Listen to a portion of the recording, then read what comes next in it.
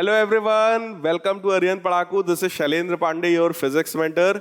तो प्यारे बच्चों, हम लोग कर रहे थे क्लास 11th के टर्म 2 एग्जामिनेशन के लिए फिजिक्स के सारे चैप्टर्स को कवर। सो गाइज, आज हम लोग स्टार्ट करेंगे अपना थर्ड चैप्टर, जो कि है थर्मल प्रॉपर्टीज ऑफ मैटर। और थर्मल प्रॉपर्टीज ऑफ मैटर में हम लोग कॉन्सेप्ट वाइज चलेंगे, जिसमें सबसे पहला कॉन्सेप्ट हमारा है guys that expansion.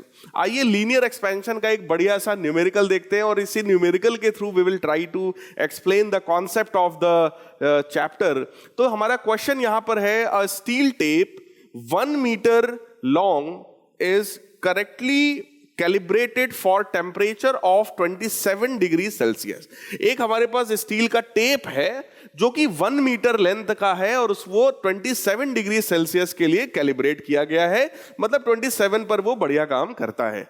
The length of the steel rod measured by this tape is found to be 63 centimeter on a hot day when temperature is 45. आपने क्या किया, आपने इस टेप को यूज करके एक रॉड है जिसका लेंथ था 63 सेंटीमीटर आपने मेजर किया। ठीक है, 63 सेंटीमीटर आपने मेजर किया यूजिंग दिस टेप, और उस दिन मेजर किया जब टेम्परेचर था हमारा 45। क्लियर। अब आगे देखिए, what is the actual length of the rod on that day. कह रहे हैं कि उस दिन रॉड का एक्चुअल लेंथ कितना था। What is the length of the same steel rod on the day when the temperature is 27 degree Celsius. Coefficient of the linear expansion of the steel is this.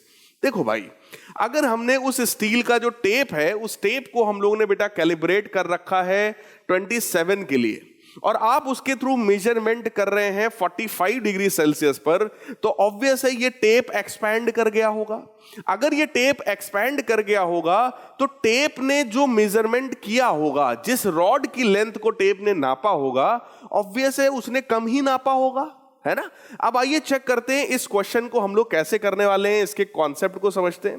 देखो, एक बात तो आप सबको पता है कि अगर ये कोई रॉड है, इस रॉड का अपना लेंथ L है, और इसको हम लोग किसी भी तरीके से अगर हीट करते हैं तो इसके लेंथ में एक्सपेंशन होता है, और चेंज इन लेंथ का फॉर्मूला है L naught alpha delta T. So guys, final length T temperature पर फाइनल लेंथ कितना हो जाता है, L not plus increment in length, और इंक्रीमेंट इन लेंथ हमारा कितना है, that is L naught alpha delta T. So guys, हमारे पास लेंथ की वैल्यू आती है T टेम्परेचर पर, that is L not 1 plus alpha delta T.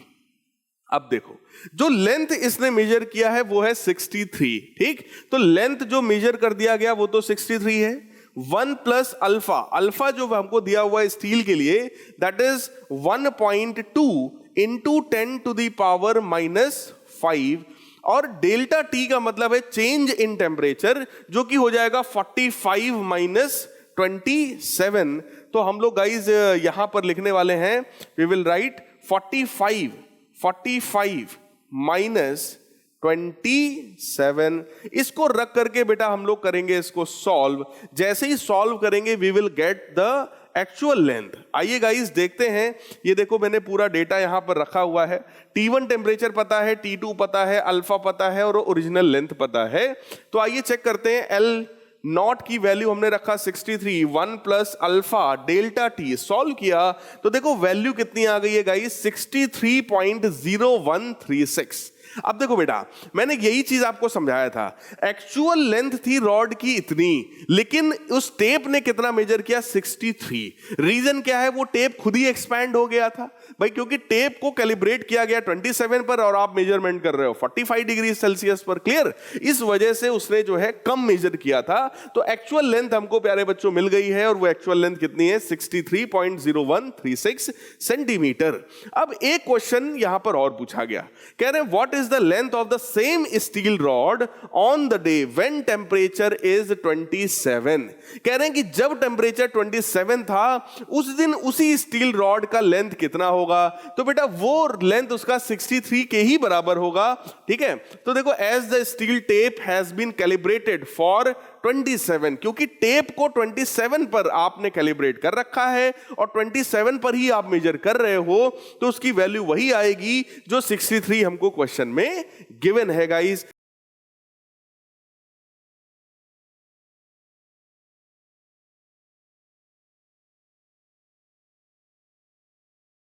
अब आइए इसी पर बेस्ड एक दूसरा क्वेश्चन हम लोग समझने की कोशिश करते हैं.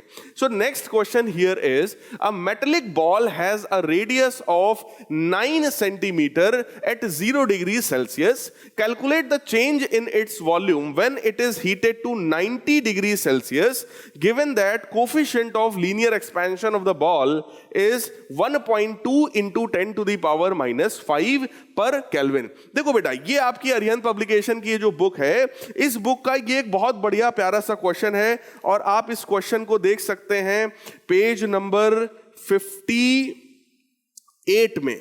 पेज नंबर 58 में आप इस क्वेश्चन को देख सकते हैं और ये है question number 25 at page number 58. Short questions का 25th क्वेश्चन है ये हमारा पेज नंबर 58 में. Clear guys? आप लोग देख सकते हो, अपनी बुक को ओपन कर सकते हो. अब आइए गाइस देखते हैं यहां पर. देखो, एक बॉल है जिसका रेडियस हमको पता है, कह रहे हैं चेंज इन वॉल्यूम बता दो. देखो भाई, अगर हमको अल्फा पता है, ठीक, और हमसे चेंज इन वॉल्यूम की बात कर रहे हैं गाइस, तो आप सबको पता होगा alpha is to beta is to gamma. Alpha, beta और गामा में प्यारे बच्चों रिलेशन कितना होता है? 1:2:3 का. इसका मतलब जो हमारा गामा होता है वो 3 टाइम्स ऑफ अल्फा होता है. मतलब coefficient of the volume expansion जो है वो ट्रिपल होगा, 3 गुना होगा. तो हमको अल्फा की वैल्यू ये गिवन है. इसमें गाइस अगर हम लोग 3 का मल्टीप्लाई कर देंगे तो दिस विल बिकम 3 into 1.2. तो ये हमारा हो जाएगा 3.6 into 10 की पावर माइनस 5 पर केल्विन. क्लियर? तो ये हमको गामा की वैल्यू मिल गई है. अब हमको क्या चाहिए? Now we can simply apply delta V is equal to V gamma into delta T. अब देखो, अगर टेम्परेचर था पहले 0 और अभी टेम्परेचर हो गया है 90, तो चेंज इन टेम्परेचर हमको पता है, हमको गामा पता है. क्लियर? और अगर हमको रेडियस पता थी तो हमको वॉल्यूम भी पता है. भाई अगर ये मान लो बॉल है तो बॉल का रेडियस वही स्फीयर वाला होगा 4/3 पाई आर क्यूब. तो उसको भी हम लोग गाइस यहां पर उठा के रख सकते हैं, तो हमको चेंज इन वॉल्यूम मिल जाएगा. और यही तो हमसे पूछा गया, calculate the change in its volume. आइए देखते हैं कैसे हमने सॉल्व किया. देखो भाई, सबसे पहली बात, अगर हमको रेडियस पता है 9 सेंटीमीटर, ठीक, तो उसको हम लोग 100 से डिवाइड कर लेंगे और ये मीटर में कन्वर्ट हो जाएगा. और फिर हमने सबसे पहले उसका इनिशियल वॉल्यूम निकाला जो कि है 4/3 पाई आर क्यूब. तो आप लोग देख सकते हो 4/3 पाई आर क्यूब हमने सॉल्व किया, तो ये इसका जो है इनिशियल वॉल्यूम आ गया. अब अगर हमें अल्फा पता है और हमें गामा की जरूरत है तो हमने 3 का मल्टीप्लाई किया तो हमारे पास गामा भी आ गया. चेंज इन टेम्परेचर हमको पता है 90 का ही है, उसी को उठाकर सीधे सीधे अगर हम लोग यहां पर रख दें तो चेंज इन वॉल्यूम जो होता है that is V gamma delta T. और जैसे ही सारी वैल्यू को रखा, देखो ओरिजिनल वॉल्यूम, गामा और चेंज इन टेम्परेचर, सारी वैल्यूज को रखा, सॉल्व किया, तो हमारा आंसर आ गया 9.88 सेंटीमीटर क्यूब. तो ये गाइस हमारा आ गया चेंज इन वॉल्यूम. अब आइए अगला क्वेश्चन देखते हैं. एक बहुत बढ़िया प्यारा सा एक क्वेश्चन और है हमारे पास, और ये क्वेश्चन है a steel wire of 2 mm square cross section is held straight but under no tension by attaching it firmly to 2 points a distance 1.5 meter apart at 30 degree Celsius. आपसे कह रहे हैं कि एक स्टील रॉड है जिसका cross section 2 mm square है, कोई टेंशन नहीं है इसमें, ठीक है, under no tension, by attaching it firmly to 2 points a distance 1.5 metre apart at 30 degree. 2 points हैं जिनके बीच का डिस्टेंस है 1.5 मीटर और टेम्परेचर कितना है? 30 डिग्री है. If the temperature now decreases to 5 degree, 30 से घटाकर अगर हम टेम्परेचर को 5 कर दें, and if the 2 points remain fixed, कह रहे हैं वो दोनों पॉइंट्स अपनी अपनी जगह पर फिक्स हैं, what will be the tension in the wire.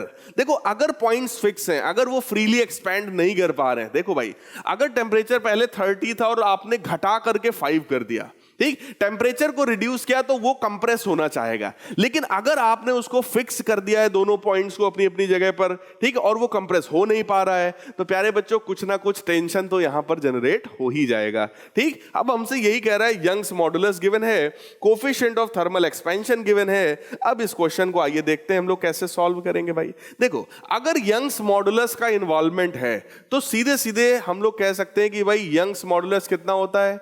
Stress upon strain होता है. Clear guys?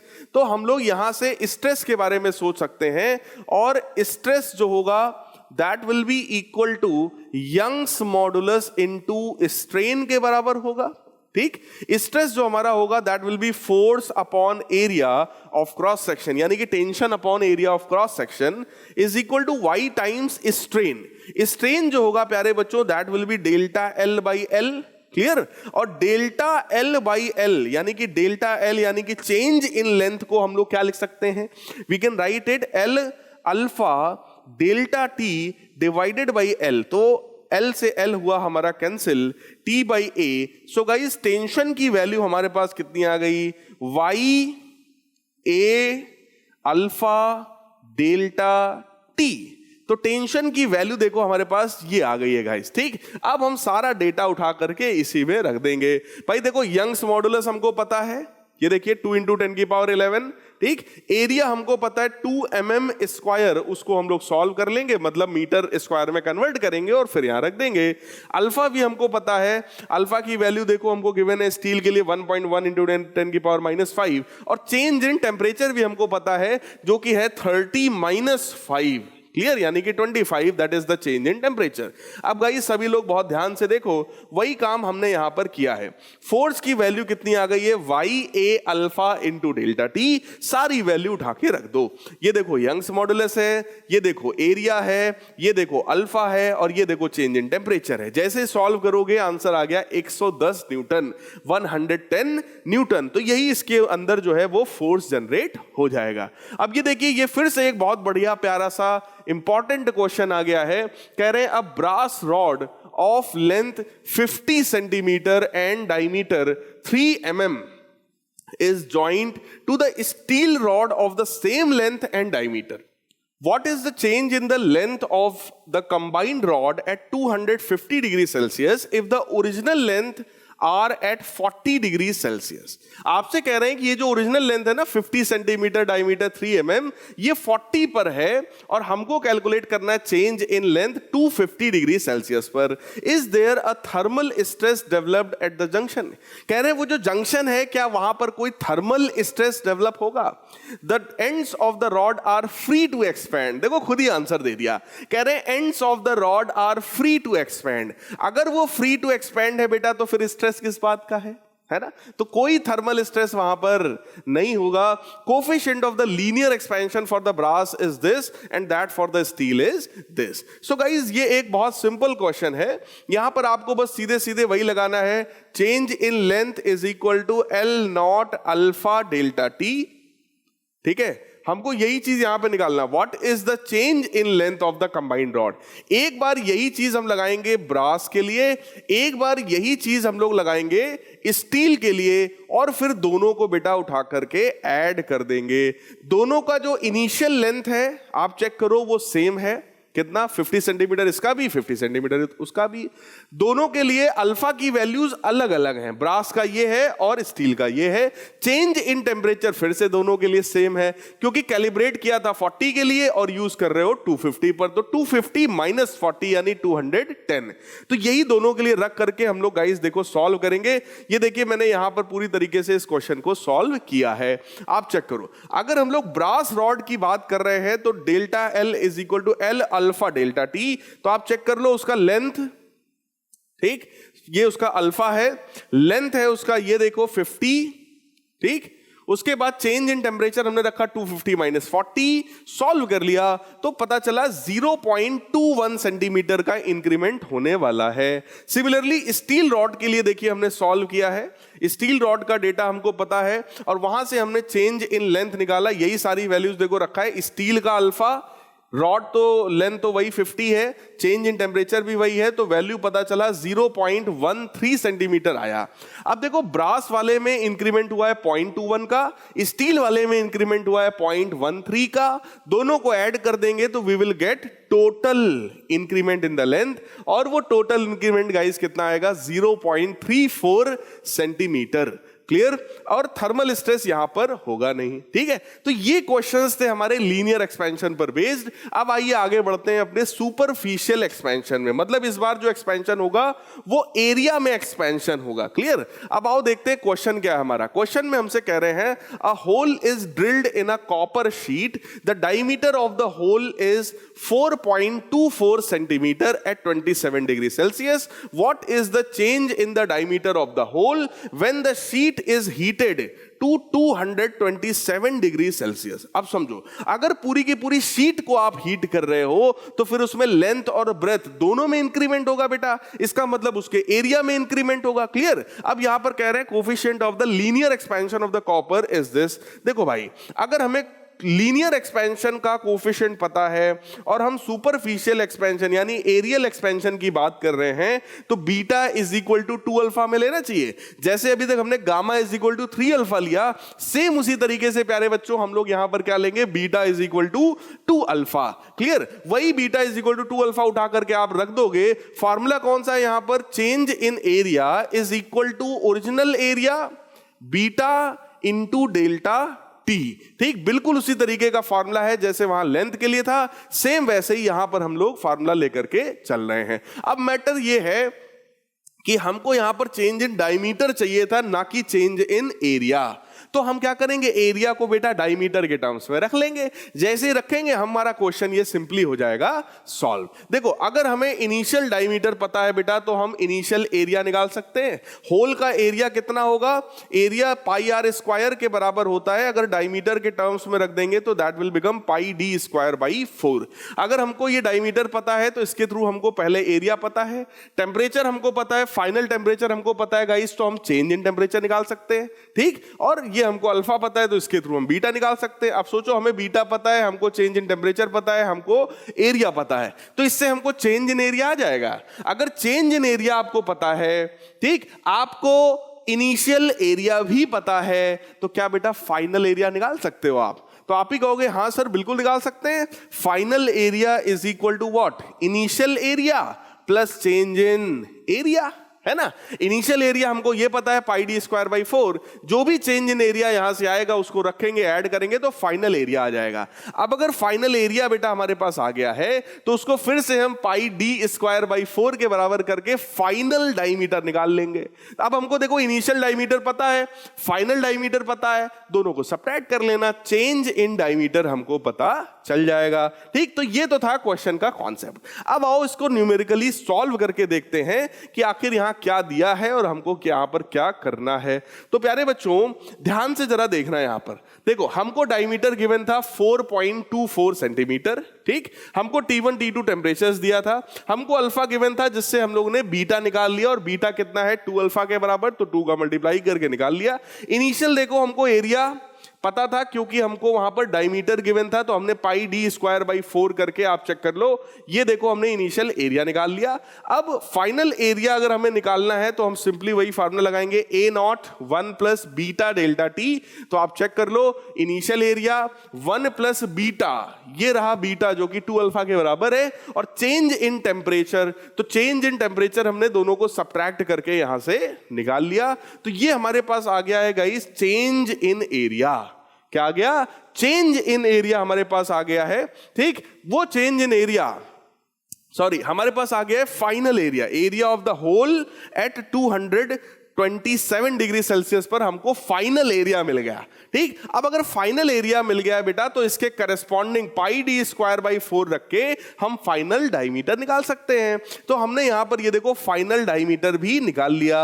अब फाइनल डायमीटर पता है, इनिशियल डायमीटर पता है, दोनों को सब्ट्रैक्ट कर दो, चेंज इन डायमीटर आ जाएगा, और वो चेंज इन डायमीटर कितना होगा 1.44 इंटू 10 की पावर -2 सेंटीमीटर। क्लियर है गाइस। तो ये एक बहुत अच्छा क्वेश्चन है गाइस, आप सब लोग इस क्वेश्चन को जरूर ट्राई करिएगा। ये क्वेश्चन आपको इसी आर्यन पब्लिकेशन की इस बुक में आपको मिलेगा, और ये क्वेश्चन है, बता रहा हूं आपको मैं, हाँ ये एक लॉन्ग क्वेश्चन है, page number 59 question number 35। It is a long question, है ना, बहुत बढ़िया क्वेश्चन है। तो आप सभी लोग इस क्वेश्चन को सॉल्व एक बार जरूर करिएगा अपनी तरफ से। आइए एक और बढ़िया इंटरेस्टिंग अच्छे से क्वेश्चन को हम लोग डिस्कस करते हैं सुपरफिशियल एक्सपेंशन में। A metal ball having a diameter of 0.4 metre is heated from 273 kelvin to 360 kelvin, है ना। चेंज इन टेम्परेचर हमको यहां पे देखो मिल गया, डायमीटर पता है।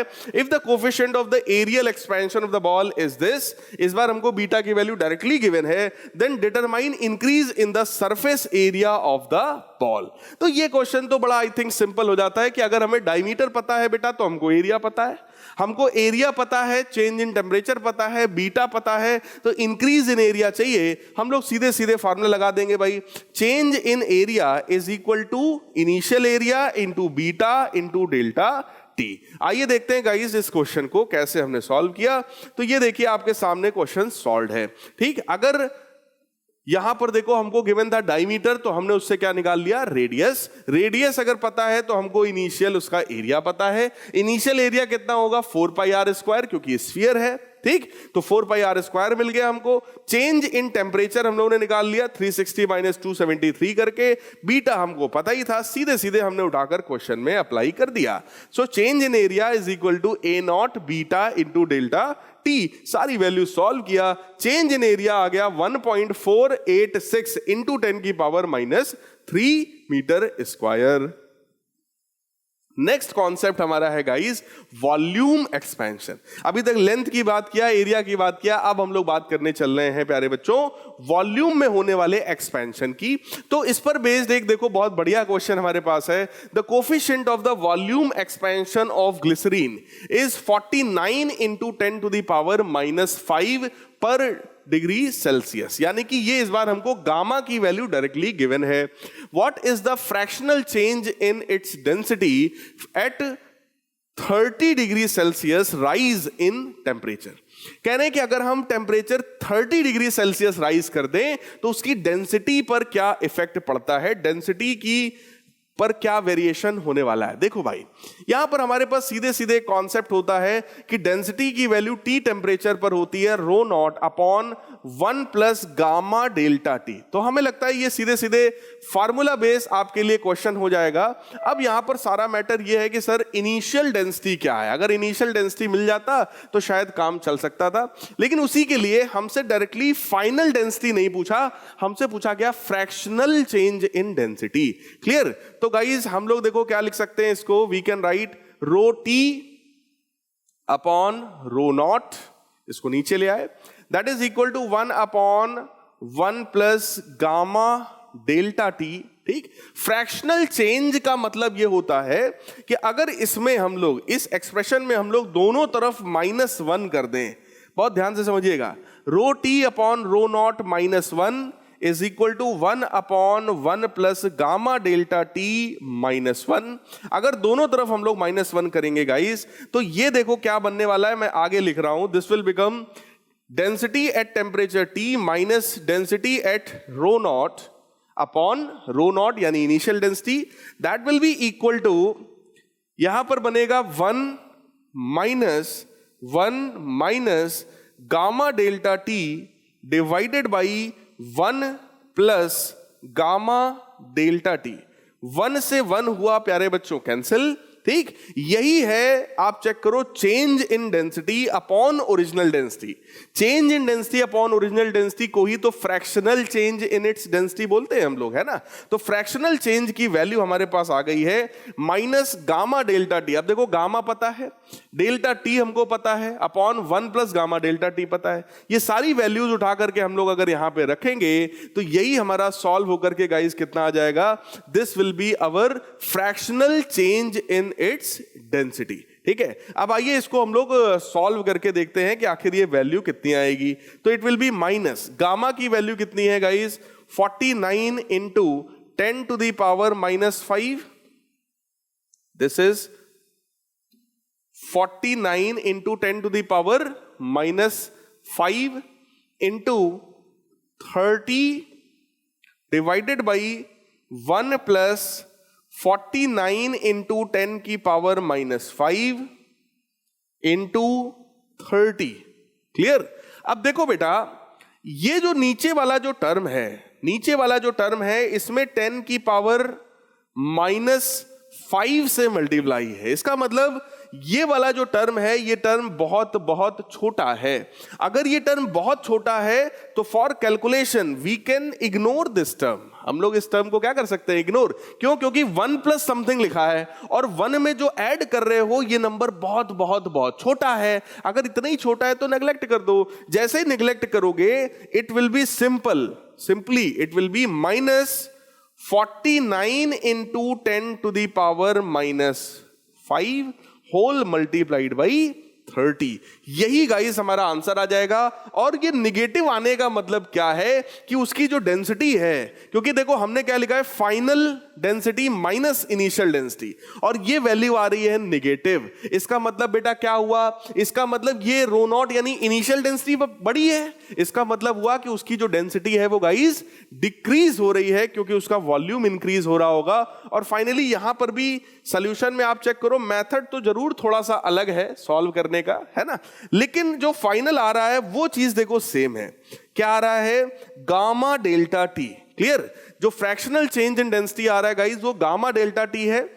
यहां पर लिखा है rho not minus rho T, जबकि हम लोगों ने निकाला था कितना? Rho T minus rho not, है ना। इसीलिए हम लोग के में माइनस आ रहा है और यहां सोल्यूशन में माइनस नहीं आ रहा है, लेकिन वैल्यू वही है गामा डेल्टा टी। और आप भी पीछे चेक कर लो, ये देखो गामा है और ये देखो डेल्टा टी है ना। तो आप किसी भी मेथड से करो, जरूरी नहीं कि जो मेथड में यहां लिखा है वही आप करो, किसी भी मेथड से करो, बस मेथड शुड बी करेक्ट, है ना, मेथड सही होना चाहिए। तो गाइस इसको हम लोग सॉल्व करेंगे तो हमारा आंसर आ जाएगा 0.0147।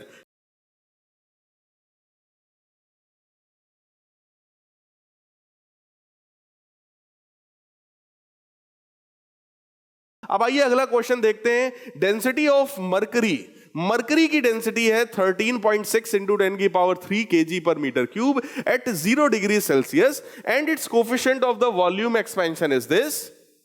हमको मरकरी की डेंसिटी पता है, हमें उसका कोफिशिएंट ऑफ वॉल्यूम एक्सपेंशन पता है। हमसे कह रहे हैं डेंसिटी की वैल्यू बता दो 50 पर, है ना। तो ये तो वही उसी फार्मूले पर बेस्ड क्वेश्चन हो गया गाइस। हम लोग इसको डायरेक्टली यहां पर देखो सॉल्व कर सकते हैं। क्या?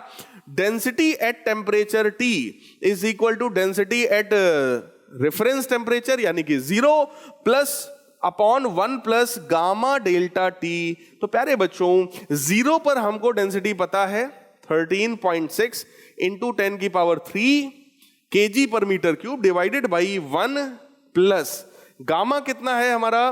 दैट इज 1.82 इंटू 10 की पावर -4 मल्टीप्लाइड बाई चेंज कितने का हुआ टेम्परेचर में, क्योंकि वो 0 था और ये कितना है टेम्परेचर 50 पर निकालना है, तो 50 माइनस 0 करेंगे तो 50 आ जाएगा। Clear guys? तो इसको अगर हम लोग सिंप्लीफाई करेंगे तो we will get our answer. हालांकि इस बार भी क्योंकि 10 की पावर -4 है तो ये जो वैल्यू आएगी ये 1 से जो है काफी छोटी ही आएगी। तो नेग्लेक्ट भी कर सकते हैं, लेकिन अगर नेग्लेक्ट कर देंगे तो फिर क्वेश्चन का यहां पर फिलहाल फिर कोई मतलब ही नहीं रह जाएगा, क्योंकि आंसर तो फिर वही सेम ही आंसर आ जाएगा बेटा अगर मैंने नेग्लेक्ट कर दिया। इसलिए इस बार हम लोग नेग्लेक्ट तो नहीं करेंगे, इसको हम लोग सॉल्व करेंगे। और जैसे ही सॉल्व करेंगे आप लोग चेक कर लो हमारा आंसर कितना आएगा। आवर आंसर इज 13.48 ग्राम पर सेंटीमीटर क्यूब। क्लियर? देखो यहां इस सॉल्यूशन में क्या अप्रोच लिया गया है, देखो थोड़ा सा मैं आपको वो भी समझाने की कोशिश करूंगा। अगर डेंसिटी बेटा हमको पता है 13.6 ग्राम पर सेंटीमीटर क्यूब, वैसे तो हमको केजी पर मीटर क्यूब में यहां पर गिवन था, बट यहां सॉल्यूशन में मैंने उसको सीजीएस यूनिट में सॉल्व किया है। क्लियर?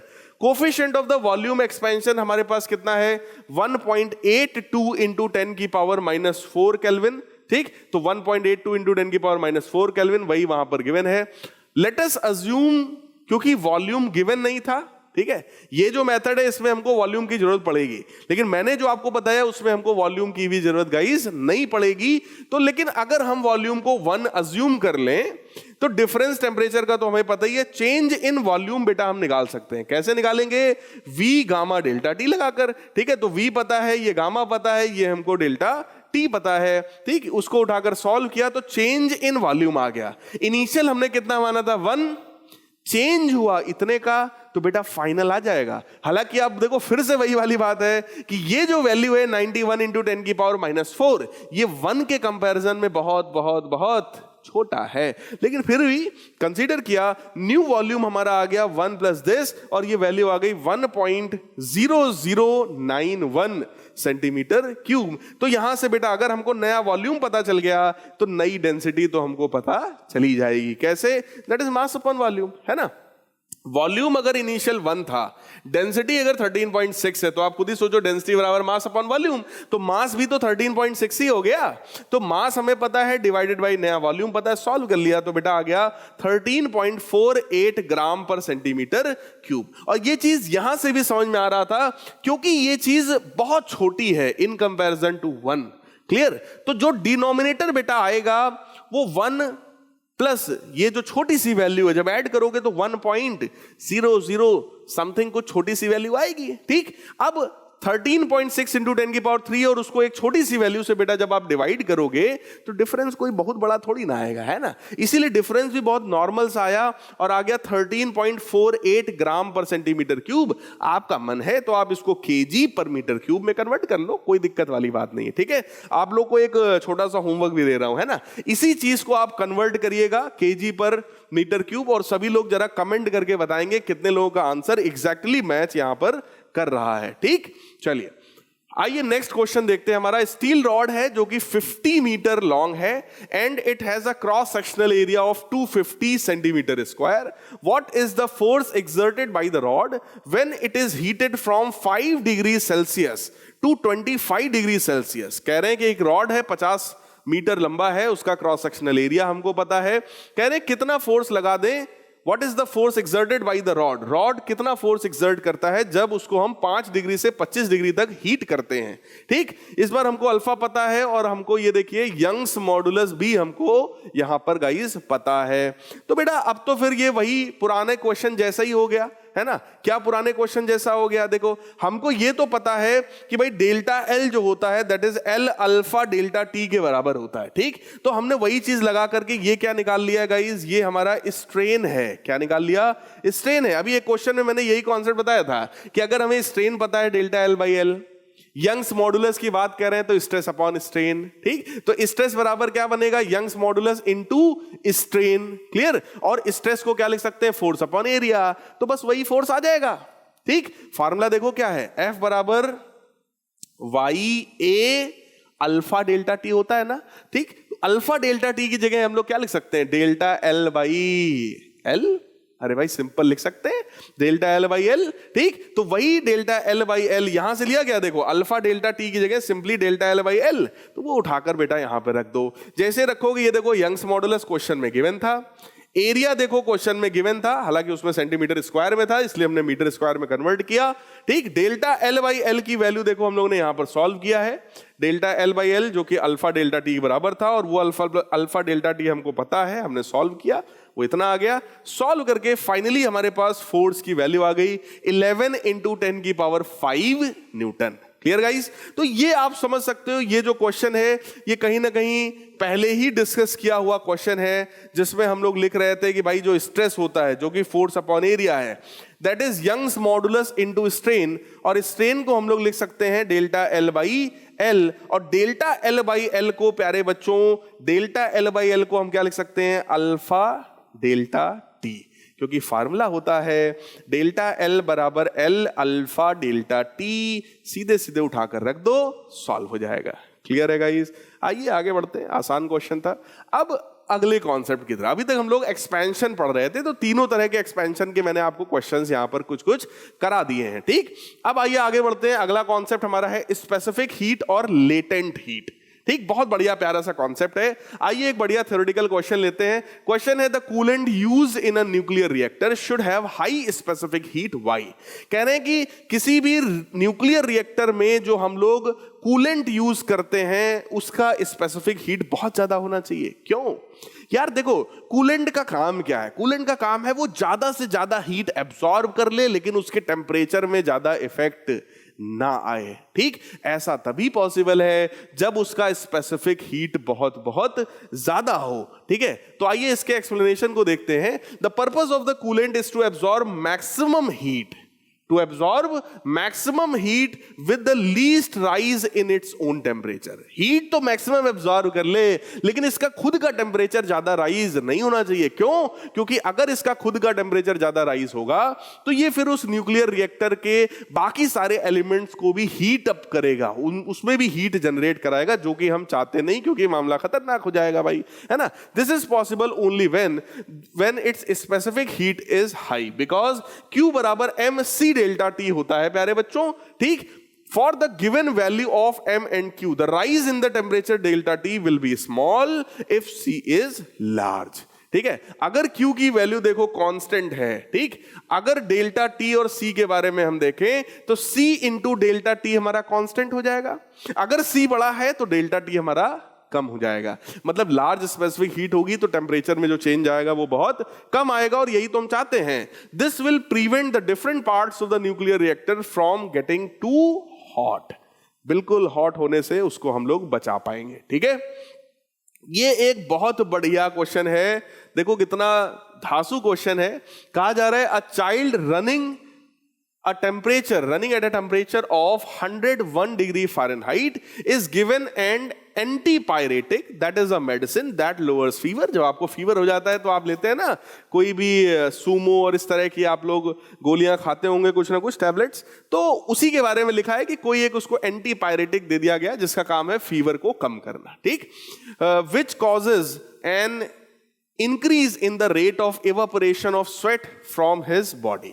देखो फीवर होने का मतलब टेम्परेचर बॉडी का हाई हो जाता है। अगर कुछ ऐसा जुगाड़ कर दिया जाए कि बॉडी अपने पास से हीट को इवापोरेट कर दे, है ना, हीट यहां से रिमूव कर दे, हीट रिमूव हो जाएगा तो अपने आप जो है आपका फीवर जो है वो सही हो जाएगा। तो वही कॉन्सेप्ट देखो लगाया गया। If the fever is brought down to 98 degree Fahrenheit in 20 minutes, 101 उसको फीवर था, ठीक, टेम्परेचर घटा करके 98 कर दिया गया कितने मिनट में? 20 मिनट में। What is the average rate of extra evaporation caused by the drug?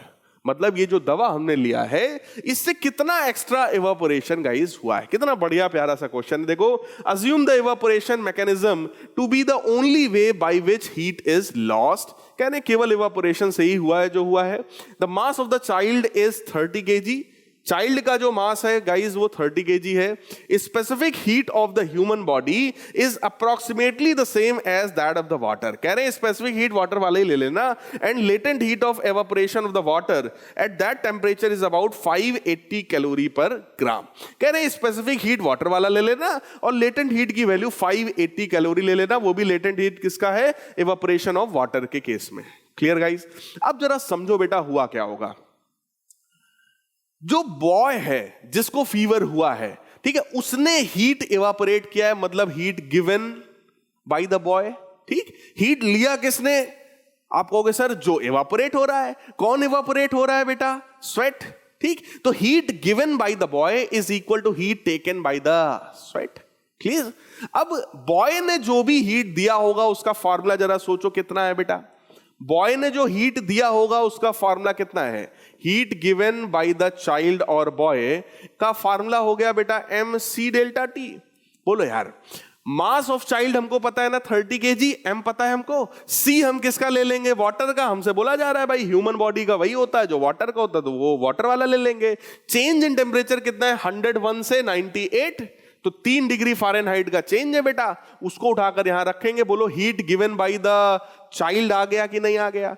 अब आप कहोगे सर ठीक है ये तो अच्छी बात है। Now heat taken by the sweat, ठीक है, जो उसको पसीना हुआ उसने कितना हीट लिया? जरा सोचो बेटा, हीट लेकर के वो कर क्या रहा है? वो इवापोरेट हो रहा है, मतलब वो लिक्विड से सीधे सीधे वेपर फेज में यानी कि गैसियस फेज में जा रहा है। तो ये चेंज ऑफ फेज हो गया। बोलो भाई, कुछ किसी भी बॉडी को बेटा जब हम लोग हीट देते हैं तो वो हीट सिर्फ और सिर्फ दो फॉर्म में यूज होती है। या तो उस बॉडी का टेम्परेचर बढ़ेगा Q बराबर mc डेल्टा टी, या तो फेज चेंज होगा। फेज चेंज में जो हीट होती है गाइस याद करो कौन सी है? Q बराबर m L। और कैलोरीमेट्री का प्रिंसिपल कहता है heat given is equal to heat taken. हालांकि यहां कैलोरीमीटर में उस बच्चे को नहीं डाला गया है, लेकिन फिर भी heat given by the boy is equal to heat taken by the sweat. ठीक, अब आइए इस चीज को हम लोग देखते हैं फंडामेंटली क्या क्या हमने यहां पर रख करके सॉल्व किया। देखो भाई, मास ऑफ चाइल्ड है बेटा 30 kg, fall in temperature, temperature में कितने का डिक्रीज आया है 3 डिग्री फ़ारेनहाइट। लेकिन क्योंकि सारी चीजें डिग्री सेल्सियस में है तो हम उसको डिग्री सेल्सियस में कन्वर्ट करेंगे बाय मल्टीप्लाइंग 5/9। ये एक फैक्टर आता है जब भी आप फ़ारेनहाइट को डिग्री सेल्सियस में कन्वर्ट करते हो। हालांकि 32 भी ऐड किया जाता है, कुछ बच्चों को डाउट शायद इस जगह पर हो जाए, लेकिन बेटा चेंज इन टेम्परेचर है, चेंज इन टेम्परेचर है, तो 32 से 32 तो कैंसिल ही हो जाएगा, है ना। तो सिर्फ ये 5/9 का फैक्टर बचेगा, मल्टीप्लाई कर देंगे तो 5/3 डिग्री सेल्सियस का चेंज आया। स्पेसिफिक हीट वाटर का होता है 1 कैलोरी पर ग्राम, इसीलिए सबको सीजीएस यूनिट में बेटा कन्वर्ट कर दिया गया। तो Q बराबर mc डेल्टा टी हमने लगाया, that is the heat given by the child. और वो कितना आया हमारा आप चेक कर लो, मास पता है, C की वैल्यू 1 है, चेंज इन टेम्परेचर 5/3 है, सॉल्व किया, वैल्यू आ गई 50,000 कैलोरी। मतलब उस बच्चे ने कितनी हीट दे दी, 50,000 कैलोरी के बराबर उतनी हीट दे दी। किसने लिया भाई, heat gained by the sweat, पसीने ने वो सारी हीट को ले लिया। ठीक, लेकर के क्या किया, अपने फेज को चेंज किया। ठीक, तो कितना चेंज किया, Q बराबर ml। ठीक, Q बराबर m into L. So mass of the sweat into latent heat. Latent heat guys question में हमको गिवन है 580 के बराबर, तो हीट गिवन बराबर हीट टेकन। 50,000 दिया गया और लिया किसने, स्वेट ने, m इंटू 580, पता चला 86.2 ग्राम स्वेट उसकी बॉडी से एवापोरेट हो गया। उसकी बॉडी से कितना पसीना निकल गया भाई साहब, 82.2 ग्राम। तो जिसको भी स्लिम विम होना हो ना तो ये हम लोग काम कर सकते हैं ना। जिसको भी जीरो फिगर या ऐसा कुछ चाहिए हो भाई साहब, तो आप बिल्कुल ये वाला प्रिंसिपल यूज कर सकते हैं। इससे देखो आपका जो है मास जो है वो कम हो जाएगा, है ना। तो देखिए, time taken by the sweat to evaporate is 20 minute. इतना काम बेटे कितने समय में हुआ है, 20 मिनट में हुआ है ना। इतना एवापोरेशन 20 मिनट में हुआ है, तो रेट ऑफ एवापोरेशन निकाल सकते हो। रेट ऑफ एवापोरेशन का मतलब क्या हो गया, मास of the sweat divided by time taken. तो मास है हमारा 86.2, टाइम है 20, तो आ गया हमारे पास 4.31 ग्राम पर मिनट। क्लियर, तो 4.31 ग्राम पर मिनट, ये हमारा क्या आ गया, rate of evaporation of sweat. Clear guys, तो आई होप कॉन्सेप्ट समझ में आ गया होगा, न्यूमेरिकल समझ में आ गया होगा। बहुत अच्छा प्यारा सा न्यूमेरिकल है, एनसीईआरटी का है, आपकी अरिहंत की इस बुक में आपको ये मिल जाएगा। ये एक लॉन्ग क्वेश्चन है, पेज नंबर 59 में क्वेश्चन नंबर 38। ठीक है, बहुत बढ़िया क्वेश्चन है, जरूर आप लोग अटेम्प्ट करिएगा, मजा आएगा आपको। अगला क्वेश्चन देखो, एक कॉन्सेप्चुअल क्वेश्चन है। इस क्वेश्चन में कह रहे हैं heating system based on circulation of the steam are more efficient in warming a building than those based on the circulation of hot water. कह रहे हैं स्टीम को अगर हम लोग फ्लो कराकर किसी बिल्डिंग को हीट अप करते हैं तो वो बेटर होता है in comparison to hot water. तो देखो बेटा, जो स्टीम होता है ना, स्टीम में 2 तरह की एनर्जीज होती हैं। पहला, आपने वाटर को हीट अप किया होगा तो वाटर के टेंपरेचर को बढ़ाया होगा, तो उसके पास कितनी हीट आ गई, mc डेल्टा टी।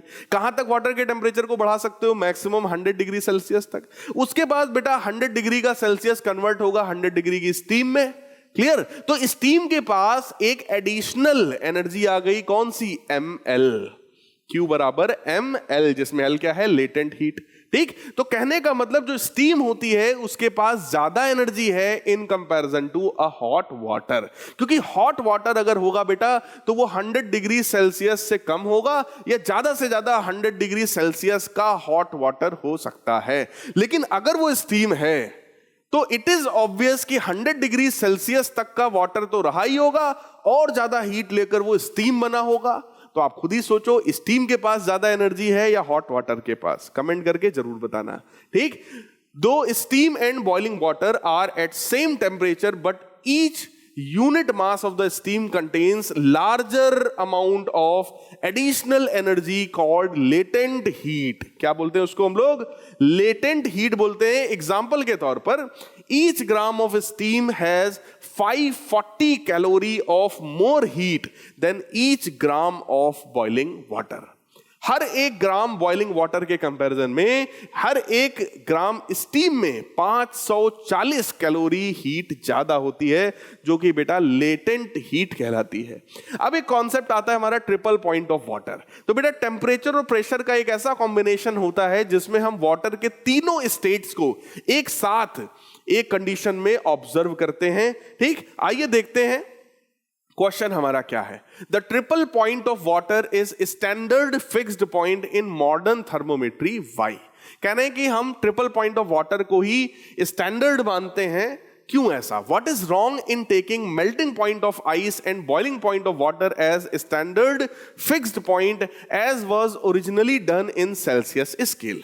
जैसे सेल्सियस स्केल या ऐसा कोई भी अगर हम लोग पढ़ते हैं केल्विन फ़ारेनहाइट में, तो हम लोग बेटा क्या करते हैं, नीचे का एक पॉइंट ले लेते हैं that is freezing point of water जो कि 0 डिग्री सेल्सियस है, और टॉप पे लेते हैं कौन सा 100 डिग्री सेल्सियस जो कि है बॉइलिंग पॉइंट ऑफ वाटर। ठीक, फ्रीजिंग पॉइंट, बॉइलिंग पॉइंट, इसको लेकर के हमने पूरा थर्मोमीटर डिजाइन किया। लेकिन होता क्या है बेटा, डिफरेंट डिफरेंट प्रेशर्स पर ये वैल्यूज चेंज हो सकती है। फ्रीजिंग पॉइंट और उसमें एलिवेशन आप लोगों ने पढ़ रखा होगा ना, depression in the freezing point, elevation in the boiling point, ये सब आप लोगों ने केमिस्ट्री में पढ़ा होगा बेटा।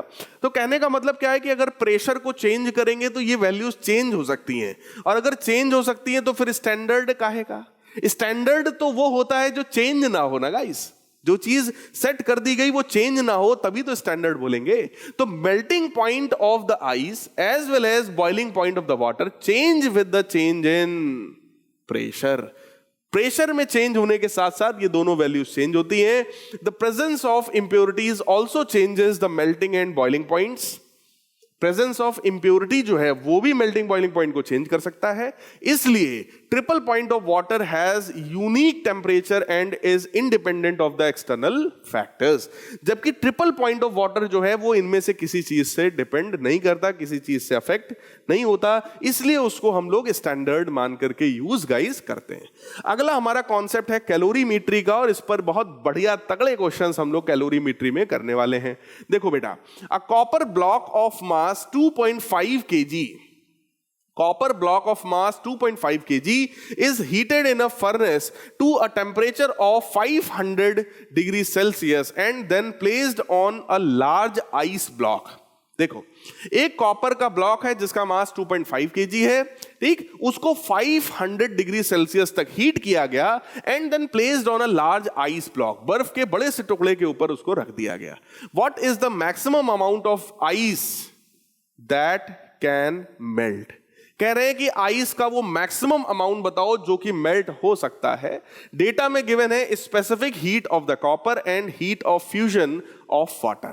क्लियर? मतलब लेटेंट हीट वाटर का हमें गिवन है और वो गिवन है। अब जरा सोचो बेटा, कैलोरीमेट्री का जो कॉन्सेप्ट है वो ये कहता है heat given by the hot body, heat given by the hot body, ठीक, जो कि कौन है यहां पर? कॉपर का ब्लॉक। तो heat given by the hot body is equal to heat taken by the cold body. Heat given is equal to heat taken. Heat देने वाला कौन है? कॉपर का ब्लॉक, जिसका मास कितना है? 2.5 m। सी कितना है उसका? सी है हमारे पास 0.39। अब यह है जूल पर ग्राम डिग्री सेल्सियस, है ना बेटा? तो जूल पर ग्राम है अगर, तो आप क्या करो, इस 2.5 kg को भी ग्राम में कन्वर्ट कर लो। इसलिए इसमें हम 1000 का क्या कर दे रहे हैं? मल्टीप्लाई कर दे रहे हैं। 1000 का मल्टीप्लाई करेंगे तो 2.5 kg जो है वो हमारा ग्राम में कन्वर्ट हो जाएगा। तो ये हो गया mc डेल्टा t। अब जरा सोचो, अगर ये 500 डिग्री सेल्सियस पर है, ठीक, कहां तक ये टेम्परेचर चेंज कर सकता है? Let us observe. क्या हम मान सकते हैं इसको 500 minus final temperature, late us suppose कितना है? T के बराबर। इसने इतना अमाउंट ऑफ हीट दिया, ठीक। अब सोचो जो आइस है, कितना आइस मेल्ट हो सकता है बेटा? तो सबसे पहला काम तो क्या करेगा, जो आइस है वो अगर मेल्ट होना चाहता है तो that will be equal to m into L, ठीक। Mass of the ice m, वही हमें निकालना है। और लेटेंट हीट कितना हो सकता है वाटर के लिए? हमको गिवन है 335, ठीक। टोटल हीट इसने प्रोवाइड किया इतना 500 डिग्री सेल्सियस पर है, ज्यादा से ज्यादा टेम्परेचर कम होकर जरा सोचो आप कहां तक आ सकता है। अगर ये हम कह रहे हैं अपनी मैक्सिमम हीट दे देगा तो इसका फाइनल टेम्परेचर बेटा कितना हो जाएगा? 0, है ना। 500 से डिक्रीज होकर के 0 तक पहुंच जाएगा। तो अगर हम वही मैक्सिमम वाला केस ले लें तभी तो हम निकाल पाएंगे कि मैक्सिमम कितना अमाउंट ऑफ आइस जो है वो मेल्ट होता है। तो लेट अस सपोज जो कॉपर ब्लॉक है उसका फाइनल टेम्परेचर कितना हो गया? 0, क्योंकि हमको मैक्सिमम हीट उसमें से एक्सट्रैक्ट करके किसको देनी है? इसको देनी है। क्लियर? तो अगर इस T की वैल्यू को 0 रखा जाएगा तो आप चेक करो M की वैल्यू कैलकुलेट कर पाएंगे हम लोग। अब आइए देखिए इसके सोल्यूशन को। यही काम यहां पर गाइस किया गया है। आपको मास पता है कॉपर का, जिसको हमने ग्राम में कन्वर्ट कर लिया। सी पता है चेंज इन टेम्परेचर, हमको पता है, देख लो भाई 500 माइनस 0 किया गया तो 500 डिग्री सेल्सियस ले लिया गया। क्यों? क्योंकि मैक्सिमम हीट चाहिए। ठीक, तो heat given by the copper block कितना हो जाएगा? mc delta T. ये आ गया। Late us suppose m gram ice melt हुआ है, लेटेंट हीट हमको पता है तो ये हो गया ml।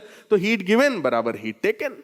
जैसे ही हम लोग लगाएंगे m की वैल्यू आ जाएगी और m की ये वैल्यू कितनी आ गई गाइस? 1.455 kg। इसका मतलब मैक्सिमम कितना आइस मेल्ट हो सकता है? तो वो 1.455 kg तक मेल्ट हो सकता है। अब आइए गाइस अपने सेकंड लास्ट क्वेश्चन की तरफ, या लास्ट क्वेश्चन की तरफ हम लोग बढ़ते हैं। क्वेश्चन हमारा क्या है? Calculate the heat required to convert 3 kg of ice at -12 degree Celsius kept in a calorimeter to steam at 100 degree Celsius at atmospheric pressure। कह रहे हैं 3 kg हमारे पास बर्फ है -12 डिग्री सेल्सियस पर, ठीक है, उसको स्टीम किया जा रहा है 100 डिग्री सेल्सियस तक पहुंचाने की कोशिश हम कर रहे हैं। स्पेसिफिक हीट हमको आइस की पता है, स्पेसिफिक हीट कैपेसिटी वाटर की हमको पता है। देखो आइस के लिए पता है, वाटर के लिए पता है, लेटेंट हीट आइस की पता है और लेटेंट हीट हमको स्टीम की पता है। अब बेटा समझने वाली बात यहां पर यह है कि अगर -12 डिग्री सेल्सियस का आइस है तो जब हीट दोगे, let us suppose Q1 amount of heat दे दिया, तो ये कहां तक पहुंचेगा? 0 डिग्री सेल्सियस के आइस तक। और ज्यादा आपने मान लो Q2 अमाउंट ऑफ हीट दे दिया तो अब ये कन्वर्ट होगा 0 डिग्री सेल्सियस के वाटर में। ठीक, और ज्यादा इसको आप हीट अप करोगे, Q3 अमाउंट मान लो हमने एनर्जी का दे दिया, 0 डिग्री का वाटर हमारा ज्यादा से ज्यादा 100 डिग्री का वाटर में कन्वर्ट हो सकता है। ठीक, इसको अगर मैं और ज्यादा हीट दे दूंगा तो 100 डिग्री का जो वाटर है वो हमारा 100 डिग्री सेल्सियस की स्टीम में कन्वर्ट हो जाएगा। और यही हमें करना था, 100 डिग्री सेल्सियस की स्टीम तक हमें इसको कन्वर्ट करना था। इसका मतलब टोटल कितनी एनर्जी देनी पड़ेगी? Q1 plus Q2 plus Q3 plus Q4। Matter ये है कि सर Q1 कितना? तो यार सिंपल है, Q1 क्या है जरा चेक करो बेटा, -12 से 0 हो गया, मतलब टेम्परेचर में चेंज हो रहा है बेटा। टेम्परेचर में अगर चेंज हो रहा है तो फॉर्मूला हमारे पास क्या होता है? mc डेल्टा टी, जिसमें m क्या है? मास। किसका मास? आइस का मास। कितना है? 3 kg। ठीक, C की वैल्यू आइस के लिए देखो, स्पेसिफिक हीट आइस का हमें पता है ना 2100, तो वो हम रख देंगे। डेल्टा T का मतलब हुआ चेंज इन टेम्परेचर, जो कि कितना होगा? -12 से 0, मतलब चेंज कितने का हुआ? 12 डिग्री का हुआ, तो वो हम 12 रख देंगे बेटा। तो हमको Q1 मिल जाएगा। बताओ भाई। सिमिलरली Q2 के बारे में चेक करो, 0 डिग्री का आइस 0 डिग्री के वाटर में चेंज हुआ, तो यहां पर जो हीट है वो कौन सी है? ml। ठीक, m इंटू एल। और ये कौन सा है? ये लेटेंट हीट ऑफ क्या है गाइस? फ्यूजन है। आइस का वाटर में कन्वर्ट होना, latent heat of fusion of the ice. तो latent heat of fusion ice का हमको पता है, ये इसको हम यहां पे रख देंगे उठाकर। ठीक, फिर से आप चेक करो, Q3 अगर हमें निकालना है तो 0 से 100 ले जा रहे हो, फिर से फार्मूला क्या होगा? mc delta T. लेकिन डिफरेंस ये होगा, मास तो वही है 3 kg, C की वैल्यू इस बार हम किसकी लेंगे? वाटर की। यहां पर ये C किसका था? ये आइस का था। यहां पर C किसका है? वाटर का है। ये वाला लेटेंट हीट ऑफ फ्यूजन किसका था? आइस का था। Clear? mcw delta T. Delta T हमको पता है भाई, 0 से 100 ले जा रहे हैं तो 100 के ही बराबर होगा। और Q4 जो है बेटा वो फिर से किसके बराबर है? m इंटू एल, क्योंकि 100 डिग्री का वाटर 100 डिग्री की स्टीम में कन्वर्ट हो रहा है और ये चेंज ऑफ फेज है। फेज चेंज हुआ तो m इंटू एल करेंगे। मास की वैल्यू हमको पता है, लेटेंट हीट फ्यूजन की ही होगी, लेकिन सॉरी वेपराइजेशन की होगी, लेकिन वो किसकी होगी इस बार? स्टीम की होगी, है ना। तो लेटेंट हीट इस बार हम लोग ले लेंगे इस केस में स्टीम की। अब आइए इसके सोल्यूशन को हम लोग गाइस देखते हैं। टोटल एनर्जी हो जाएगी Q1 plus Q2 plus Q3 plus Q4। ठीक, आइए देखते हैं। Q1 हमने निकाला, देखो MC डेल्टा T, तो ये पहली हीट आ गई। दूसरी है बेटा M into latent heat of ice, तो उसको सॉल्व किया गया, तो Q2 की वैल्यू देखो ये आ गई है। सिमिलरली Q3 को सॉल्व किया गया, Q3 की वैल्यू ये आ गई है, सारी वैल्यूज को उठा के रख दो। Q4 को सॉल्व किया गया, उसकी वैल्यू ये आ गई है। और जब हम लोग टोटल इनको ऐड कर लेंगे, है ना, Q1 plus Q2 plus Q3 plus Q4, that is the total amount of heat which is required, और वो कितना आएगा? 9.1 इंटू 10 की पावर 6 जूल्स के बराबर आ जाएगा गाइस। तो ये था हमारा एक बहुत बढ़िया प्यारा सा क्वेश्चन। क्लियर है? तो प्यारे बच्चों, ये हमारा था थर्मल प्रॉपर्टीज ऑफ मैटर, जिसके मैंने कॉन्सेप्ट वाइज, है ना, कॉन्सेप्ट के हिसाब से मैंने आपको न्यूमेरिकल्स करवा दिए हैं टॉपिक वाइज। तो आई थिंक आप लोग को ये चैप्टर बहुत बढ़िया क्लियर हो गया होगा। सभी लोग कमेंट करके जरूर बताइएगा कि आपको ये लेक्चर कैसा लगा। बहुत जल्दी हम लोग मिलेंगे अपने नेक्स्ट लेक्चर में, जिसमें मैं आपका नेक्स्ट चैप्टर कवर कर रहा हूंगा, और बहुत मजा आने वाला है गाइस। इस सीरीज को शुरू से आखिरी तक अगर आप फॉलो कर रहे हो, मेरी गारंटी है, इट इज माई गारंटी कि आपके बहुत अच्छे मार्क्स आने वाले हैं इस टर्म 2 एग्जामिनेशन में। क्लियर है गाइस? तो मिलते हैं हम लोग अपने नेक्स्ट वीडियो में, तब तक के लिए गुड बाय, टेक केयर।